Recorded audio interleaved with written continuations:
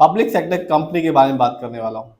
इस कंपनी ने जब मार्केट डाउन था एक साल में, अपने शेयर होल्डर्स को बिल्कुल भी निराश नहीं किया।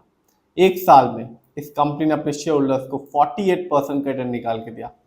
साथ ही साथ पिछले साल 2 बार इस कंपनी ने डिविडेंड भी दिया और इस साल भी इस कंपनी ने अपने शेयर होल्डर्स को 10 रुपये का डिविडेंड निकाल के दिया।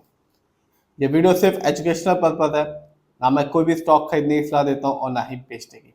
तो आज मैं बात करने वाला हूँ पब्लिक सेक्टर कंपनी जिसका नाम है BPCL के बारे में। एक कंपनी पब्लिक सेक्टर कंपनी है और इंगेज्ड है in the business of refining of crude oil and marketing of petroleum products के। रिफाइन करती है कच्चे तेल को और मार्केटिंग भी करती है पेट्रोलियम प्रोडक्ट की। और आज अभी मार्केट चालू है। इस कंपनी का जो शेयर प्राइस है वो है 373 रुपीज़ 55 पैसे का और आज इस कंपनी ने अभी तक 0.38% का रिटर्न निकाल के दिया। इस कंपनी से जुड़ी एक न्यूज़ आई है, चलिए आपको उस न्यूज़ के बारे में बताता हूँ।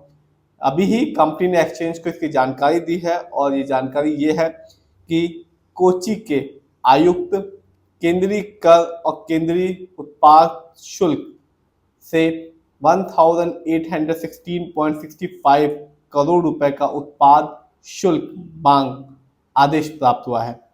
इसकी जो जानकारी है कंपनी ने एक्सचेंज को दी है। अभी मार्केट चालू है। आज इस कंपनी ने मामूली से रिटर्न निकाल के दिया 0.38% का। लेकिन इस कंपनी ने जब मार्केट डाउन था एक साल में, अपने शेयर होल्डर्स को बिल्कुल भी निराश नहीं किया और बहुत ही अच्छा रिटर्न निकाल के दिया 48.66% का। यानी आज से ठीक एक साल पहले इस कंपनी का शेयर प्राइस मिल रहा था 244 रुपीज़ 75 पैसे का, जो आज के दिन मिल रहा है 373 रुपीज़ 55 पैसे का। तो एक साल पहले जिसने इस कंपनी में पैसा लगाया होगा उसका जो रिटर्न है वो तो बढ़ गया। और जो इस कंपनी को अलग बनाती है वो ये बात है कि मार्केट डाउन था तब भी इस कंपनी ने 50% के आसपास का रिटर्न निकाल के दिया और यदि मार्केट सही रहता तो कंपनी और भी रिटर्न निकाल के दे सकती थी। देखते हैं इस कंपनी के लॉन्ग टर्म को रिटर्न को। तो 2020 से लेकर 2025 तक इस कंपनी ने अपने शेयर होल्डर्स को 69.64% का रिटर्न निकाल के दिया। यानी आज से ठीक 5 साल पहले 2020 में इस कंपनी का शेयर प्राइस मिल रहा था 222 रुपीज़ का, जो आज के दिन यानी कि 5 साल के बाद बढ़कर हो चुका है 373 रुपीज़ 55 पैसे का। तो कंपनी ने एक साल में भी अपने शेयर होल्डर्स को एक अच्छा रिटर्न निकाल के दिया और लॉन्ग टर्म में भी एक सधा हुआ रिटर्न निकाल के दिया। 222 रुपये का शेयर प्राइस था 2020 में और आज 2026 में इस कंपनी का शेयर प्राइस बढ़कर हो चुका है 373 रुपीज़ 55 पैसे का। देखते हैं इस कंपनी के स्टॉक के परफॉर्मेंस को। तो एक साल में इस कंपनी का जो हाईएस्ट शेयर प्राइस गया वो था 391 रुपीज़ 65 पैसे का, जबकि एक साल में इस कंपनी का लोएस्ट शेयर प्राइस आया 234 रुपीज़ 1 पैसे का। जो न्यूज़ है कंपनी से रिलेटेड वो तो मैं आपको बता चुका हूँ। और ये बता दूं कि इवेंट्स में कंपनी ने 2 फरवरी 2026 को अपने शेयर होल्डर्स को डिविडेंड दिया था, हर एक शेयर के बदले में 10 रुपये का। तो जिसके पास भी BPCL की शेयर की एक अच्छी क्वांटिटी रही होगी उसे एक अच्छा बेनिफिट देखने को मिला होगा। पिछले साल भी यानी कि 2025 में भी इस कंपनी ने अपने शेयर होल्डर्स को 2 बार डिविडेंड निकाल के दिया था, एक बार 7.5 रुपये का और एक बार 5 रुपये का। देखते हैं इस कंपनी के फंडामेंटल्स को। तो पब्लिक सेक्टर कंपनी है और मार्केट कैप है 1,61,631 करोड़ का। ये कंपनी लार्ज कैप की है क्योंकि मार्केट कैप 20,000 करोड़ के ऊपर का है। PB रेशियो 1.72 है। शेयर मार्केट में एक अच्छा PB रेशियो कहलाता है 1 या तो बिलो 3। इंडस्ट्री P 15.77 है। शेयर मार्केट में एक अच्छा इंडस्ट्री P होता है 20 से लेकर 25 के बीच में।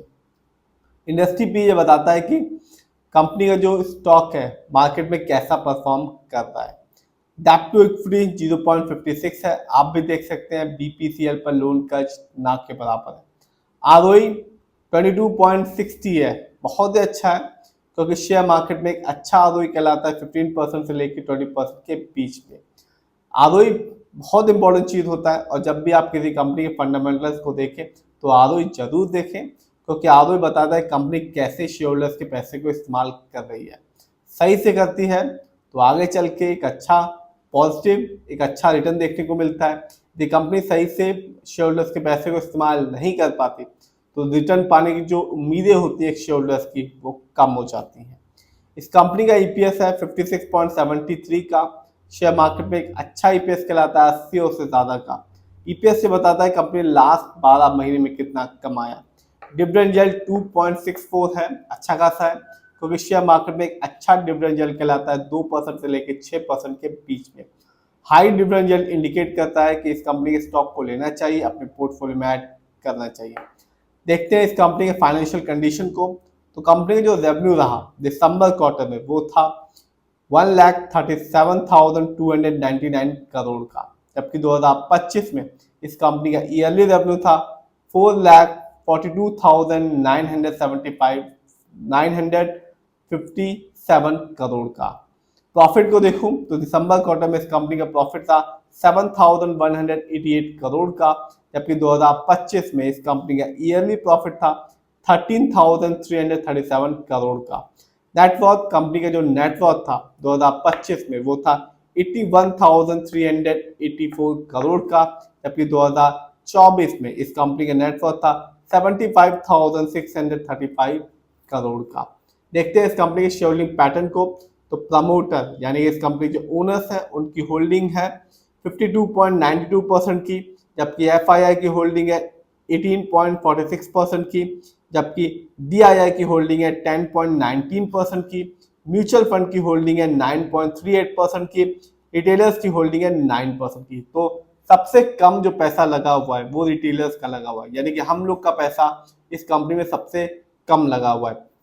पहले नंबर पे प्रमोटर, दूसरे पे फॉरेन, तीसरे पे डोमेस्टिक इंस्टीट्यूशन, चौथे में म्यूचुअल फंड का पैसा लगा हुआ और लास्ट में जाकर हमारा यानी कि रिटेलर्स का पैसा लगा हुआ। तो आपने भी देखा कि जो बीपीसीएल कंपनी है पब्लिक सेक्टर कंपनी है और एक साल में इस कंपनी ने एक अच्छा रिटर्न निकाल के दिया, 48% रिटर्न निकाल के दिया। और यूनिक बात यह है कि मार्केट डाउन था तब भी 50% के आसपास का रिटर्न निकाल के दिया। साथ ही साथ पिछले साल इस कंपनी ने 2 बार अपने शेयर होल्डर्स को डिविडेंड भी दिया था और इस साल भी अभी ही 2 फरवरी 2026 को इस कंपनी ने अपने शेयर होल्डर्स को डिविडेंड दिया, हर एक शेयर के बदले में 10 रुपए का। फिर भी आप जिसमें भी पैसा लगाएं खुद रिसर्च करें, एनालाइज करें, अपने फाइनेंशियल एडवाइजर की राय लें, तब भी अपने पैसे को शेयर मार्केट में लगाएं।